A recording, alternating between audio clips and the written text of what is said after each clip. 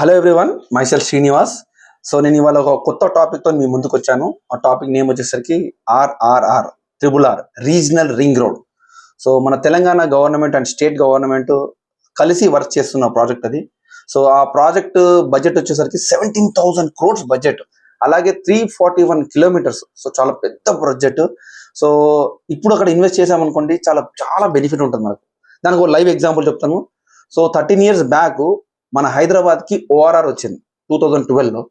అప్పుడు 5,000 rupees per square అన్నా కూడా చాలా మంది ఇన్వెస్ట్ చేయలేదు, ఎందుకంటే సిటీ అనే అంత స్ప్రెడ్ అవుతుందా అనే డైలమాలో ఉండే చాలా మంది.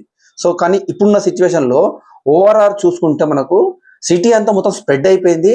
50,000 రూపీస్ కంటే ఎక్కువనే ప్రైస్ ఉంది. ఒకప్పుడు 5,000 ఉండే, ఇప్పుడు 50,000 రూపీస్. సో ఆ టైంలో మనము ఇన్వెస్ట్ చేయలేదు, కానీ ఇప్పుడు బెస్ట్ ఆపర్చునిటీ. ఇప్పుడు మనకు RRR వస్తుంది. సో అప్పుడు మిస్ అయిన వాళ్ళు ఎవరు మిస్ అవ్వద్దు. So all the best. Thank you.